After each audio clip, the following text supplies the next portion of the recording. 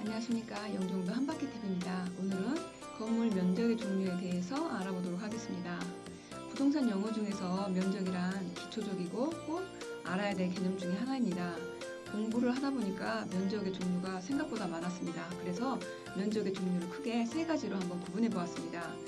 첫 번째 공부상 면적인 대장 면적, 두 번째 건축물 외부와 관련된 면적인 대지 면적, 바닥 면적, 건축 면적, 연면적이 있고요. 그리고 세 번째로 건축물 내부와 관련된 면적으로 전용 면적, 공용 면적, 공급 면적, 계약 면적, 그리고 서비스 면적이 있습니다. 첫 번째로 대장 면적인데요. 토지 대장, 토지 이용 계획 확인 후 공부상의 면적을 말합니다. 그리고 대지 면적은요, 건축물을 지을 수 있는 실제 면적을 말합니다.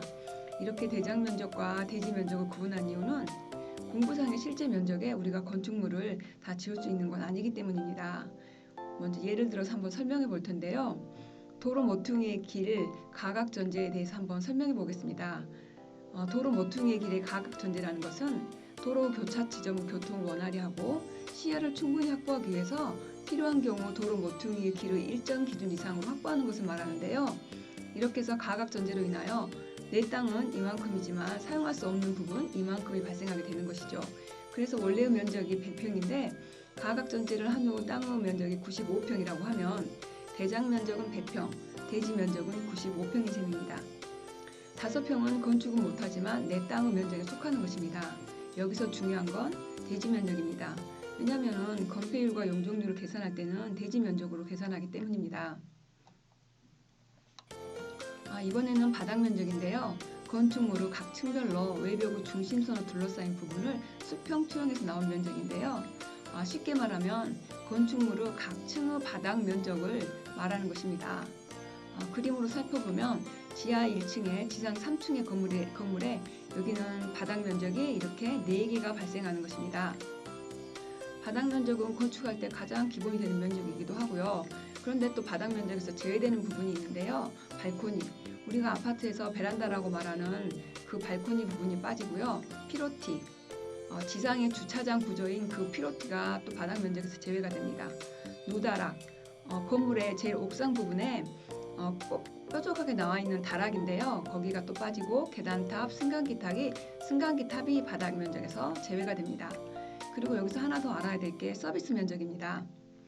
전용 면적이나 공용 면적에 포함되지 않는 공간의 면적으로 보통 발코니 공간을 서비스 면적이라고 합니다. 그래서 우리 아파트의 발코니를 서비스 면적이라고 하죠. 그리고 건축 면적인데요. 건축물의 외벽, 기둥의 중심선으로 둘러싸인 부분은 수평 투영 면적. 그러니까 일반적으로 1층이 거의 건축 면적이 되는데요. 1층의 바닥 면적이 건축 면적이 되는 경우가 많습니다. 그런데 2층이나 3층에 1층 외벽보다 더 나와 있는 경우가 밖으로 더 도출되어 있는 부분이 있다면 그 부분만 수평 투영 면적에 가산하면 됩니다. 그림으로 설명을 해보면 이렇게 거의 1층이 바닥 면적이 건축 면적이 됩니다. 그런데 만약에 2층이나 3층에 밖으로 더 튀어나와 있는 부분이 있다면 그 부분의 수평 투영 면적을 가산한 면적이 건축 면적이 되는 것입니다. 또 여기서 건축 면적 또한 예외로 포함이 되지 않은 경우가 있는데요.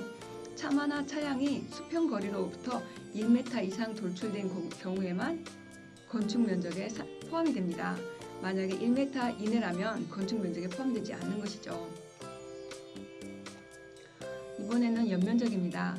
각 층 바닥 면적의 합계를 말합니다. 예를 들어 지하 1층, 지상 3층의 건물이 있는데 각 바닥 면적이 300제곱미터라고 하면 여기에 이 건물의 연면적은 1200제곱미터입니다. 근데 여기서 또 용적률 산정의 연면적은 조금 다릅니다. 용적률 산정의 연면적에는 지하층이나 지상의 주차장이 연면적에서 빠집니다. 그래서 이 건물에서는 지하층이 빠지기 때문에 900제곱미터인 것입니다.